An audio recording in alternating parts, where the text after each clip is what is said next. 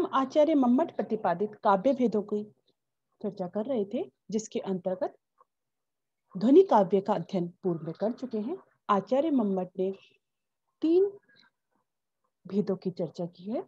काव्य का लक्षण देने के बाद में तदादोषौ शब्दार्थौ सगुणा वरलंकृति पुनः क्वापि वे कहते हैं कि काव्य के 3 भेद हैं, ध्वनि काव्य या उत्तम काव्य, इदम उत्तम अतिशयनी व्यंग्य वाच्या ध्वनिर्बुधै कथिता, जिसकी अध्ययन हम लोग पूर्व में कर चुके हैं।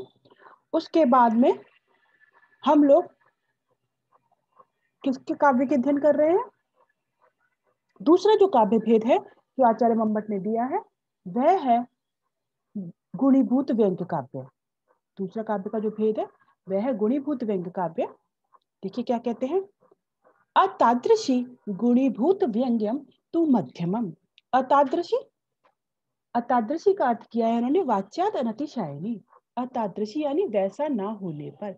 कैसा ना होने पर? क्योंकि इससे पूर्व ध्वनि काव्य की चर्चा कर चुके हैं, जहां पे उन्होंने कहा है इदमुत्तमम अतिशायनी व्यंग्य वाच्यात अतिशायनी। व्यंग्य से व्यंग्य वाच्यात, वाच्यात व्यंग्य अतिशयनी, जब वाच्य से व्यंग्य बढ़कर हो, यानी ऐसी स्थिति ना हो तो क्या स्थिति होगी?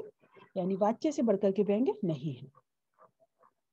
तो वाच्यात अतादृशी यानी वैसा ना होने पर, व्यंग्य अर्थ के वैसा ना होने पर, अर्थात वाच्य अर्थ की अपेक्षा विशेष चमत्कार जनक ना होने पर मध्यमम, तो मध्यम काव्य होता है, जिसे गुणीभूत व्यंग्य काव्य भी कहते हैं, जहाँ पे व्यंग्य को गौण बना दिया गया। वाच्य भी है, व्यंग्य अर्थ भी है, किंतु व्यंग्य चूंकि अतिशयित नहीं है, वाच्य से बढ़कर नहीं है, वो गौण बन गया है, तो उसे गुणीभूत व्यंग्य काव्य कहते हैं। तो कारिका में जो अतादृशी पद प्रयुक्त हुआ है उसका तात्पर्य वाच्यात अतिशयनी, जो वाच्यात से बढ़कर ना हो। जैसे कि अब उदाहरण देखेंगे हम, ग्राम तरुणम तरुणया नव बंजुल मंजरी सनातकरम पश्यंता भवते मुहर नितरा मलिना मुखच्छाया। उदाहरण, जो उदाहरण दिया इसका अर्थ देखिए पहले, ग्राम तरुणम तरुणया नव बंजुल मंजरी सनातकरम। नव माने नवीन, यानी बिल्कुल एकदम अभी भी उखाड़ी गई है, नवीन अशोक अथवा वेतस की मंजरी से, सनातकरम माने हाथ है युक्त जिसका, यानी हाथ में ली हुई है। नवीन या अशोक अथवा वेतस की मंजरी से सुशोभित हाथ वाले ग्राम तरुणम तरुण पश्यंत्या, गांव तरुण को, हाथ वो मंजरी किसके हाथ में है? गांव का जो तरुण है उसके हाथ में। नवीन बेतस की मंजरी से सुशोभित हाथ वाले उस ग्राम तरुण को पश्यंता माने देखती हुई, ठीक है, क्या हो रहा है फिर? मोहर नितराम, मोह माने बार बार, अत्यधिक, मलिना मुखच्छाया, मुख की छाया, मुखच्छाया मुख की कांति जो है, मलिना माने मलिन हो रही है, किसकी? तरुणया माने युवती की, युवती के मुख की छाया अत्यधिक मलिन हो रही है। यहाँ पर क्या फिर कहना चाह रहे? देखो क्या श्लोक का अर्थ है, हाथ में नवीन मंजरी से युक्त, जिसके हाथ में नवीन मंजरी है वेतस की, ऐसे गांव के तरुण को देखते हुए जो युक्ति है उसके मुख की छाया अत्यधिक मलिन हो रही है। अब यहाँ पे जो ये तो वाच्य अर्थ है, व्यंग्य अर्थ क्या हुआ कि वंजुल लता ग्रहे दत्त संकेता नागता इति। वंजुल लता ग्रह में, वेतस की जो लता ग्रह में दोनों के ने मिलन का संकेत स्थान निर्धारित किया था कि दोनों वहां पर मिलेंगे, लेकिन वो नागता, तरुणी जो है वो वहां पर नहीं गई है जिसने संकेत दिया था। लेकिन वयंगम, यह व्यंग्य है, हुआ यह कि दोनों ने संकेत स्थान था कि दोनों वहां पर मिलेंगे, लेकिन युवती तो वहां पे गई नहीं, तरुणी तो गई नहीं, तरुण वहां पे गया है और वहां से नवीन जो वेतस की जो मंजरी उसको हाथ में लेकर के आया, यानी उसे बहुत स्पष्ट उसे दिखा रहा है कि मैं वहां गया था, तुम नहीं आई हो। और इसको देख करके जो तरुणी है उसकी मुख की छाया मलिन हो रही है। तो यहाँ पर वंजुल लता ग्रह में जो मिलन का संकेत दिया गया था वह वहां तो तुम नहीं आई। यह जो व्यंग्य अर्थ है यह कैसा हो गया है? गुणीभूतम। व्यंग्य अर्थ गौण है, तदपेक्षया वाच्य से चमत्कारित्वात्, उसकी अपेक्षा वाच्यार्थ का ही अत्यधिक चमत्कार है। वाच्य अर्थ अधिक चमत्कार जनक है व्यंग्य अर्थ की अपेक्षा, इसलिए यहाँ पे क्या हुआ है? गुणीभूत हो गया है व्यंग्य, और व्यंग्य गुणीभूत हो गया है तो ये गुणीभूत व्यंग्य काव्य।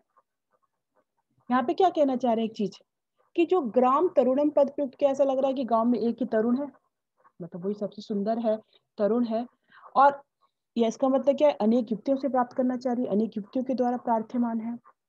उसके वहां पहुंचने पर भी और जो संकेत भी निर्धारित हुआ था, तरुणी है वो नहीं जा पाई, चाहे वो घर के काम में व्यस्त थी या कुछ बड़े लोग थे जिनके कारण वो नहीं जा पाई उपस्थिति के कारण, लेकिन वो वहां पे नहीं गई, तो उसका पश्चाताप अत्यधिक सूचित हो रहा है, वो बहुत दुखी हो रही है, उसके मुख की जो छाया मलिन हो रही है, जो वर्णन किया है, जो वाच्य आता है वो अत्यधिक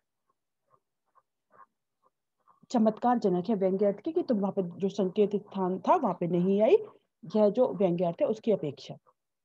तो यहाँ पे गुणीभूत व्यंग्य काव्य है, ये बात यहाँ पे कहना चाह रहे हैं आचार्य मम्मट ने यहाँ पे ये वृत्तिभाव में इसको स्पष्ट किया है। तो ऐसे काव्य को मध्यम काव्य कहा जाता है, जहाँ पे व्यंग्यार्थ तो होता है किंतु वाच्यार्थ से बढ़कर नहीं होता, वाच्यार्थ से दबा रहता है, गौण होता है, इसे मध्यम काव्य कहा जाता है। और एक चीज और है कि जो गुणीभूत व्यंग्य काव्य होता है, इसमें दो स्थितियां हो सकती हैं, या तो वाच्यार्थ से बढ़कर के व्यंग्य अर्थ ना हो, यानी कि व्यंग्य अर्थ से अधिक चमत्कारजनक वाच्यार्थ हो, और दूसरी स्थिति ऐसी हो सकती है जब वाच्यार्थ और व्यंग्यार्थ दोनों बराबर की स्थिति में हो जाए, तब भी वाच्यार्थ की प्रधानता नहीं होती, वाच्यार्थ मुख्य नहीं होता, प्रधान नहीं होता, तो अभी वो गुणीभूत व्यंग्य काव्य की श्रेणी में आ जाता है। यहाँ पे जो उदाहरण दिया है वो वाच्य से, जो वह यहाँ जो उदाहरण दिया है वो व्यंग्य से बढ़कर वाच्य का जो चमत्कार है उसका दिया है, लेकिन ऐसी स्थिति भी होती है जहाँ वाच्य और व्यंग्य दोनों बराबर स्थिति में हो जाए। या ये व्यंग्य काव्य का, गुणीभूत व्यंग्य काव्य का ये तुल्य प्राधान्य वाला भेद होता है। इनकी डिटेल में चर्चा इनकी डिटेल में चर्चा पंचम उल्लास में की गई है, जहाँ गुणीभूत व्यंग्य काव्य के भेद बताए गए हैं। अगूढ़ मप्रस्यांगम वाच्य सिद्ध्यंग मस्फुटम संदिग्ध तुल्य प्राधान्य कौक्षिप्त सुंदरम व्यंग्यमेवं गुणीभूत व्यंग्य शास्त्र भिदा स्मृतः। इनकी हम डिटेल में चर्चा पहले देख चुके हैं, तो वहां से भी आप देख सकते हैं। तो आचार्य मम्मट ने जो ये गुणीभूत व्यंग्य काव्य नाम रखा है, ठीक है, उसके बारे में भी एक विशेष मिलता है कि आनंदवर्धनाचार्य के अनुसार गुणीभूत व्यंग्य का स्वरूप है प्रकारो अन्यो गुणीभूत व्यंग्य काव्य से दृश्यते यत्र व्यंग्यान्वये वाच्य चारुत्तम स्यात् प्रकर्षवत्। धन्यलोक में भी ऐसा मिलता है। तो बस समझने की बात एक इसमें है कि गुणीभूत व्यंग्य काव्य उसको कहते हैं जहां वाच्य से बढ़ करके व्यंग्य ना हो, यानी व्यंग्य से बढ़कर के वाच्य हो, या वाच्य और व्यंग्य दोनों बराबर की स्थिति में आ जाए। अब और उदाहरण और जो गुणीभूत व्यंग्य काव्य के तो बहुत सारे भेद हैं जो आप पंचम उल्लास में भी और डिटेल में देखेंगे, लेकिन ये है, और जो यहाँ पे उदाहरण दिया वो गुणीभूत व्यंग्य काव्य का है, क्योंकि इसमें व्यंग्य गौण हो जाता है, इसे मध्यम काव्य की श्रेणी में रखा है, और जहाँ व्यंग्य बढ़कर होता है उन्हें आचार्य मम्मट ने उत्तम काव्य में रखा है। तो ये चीज है, इस प्रकार से हम देखते हैं काव्य की जो द्वितीय भेद के बारे में। काव्य का जो तृतीय भेद है अधम काव्य, अवर काव्य, चित्त काव्य, उसे अगली क्लास में देखेंगे। आज यही समाप्त करते हूँ।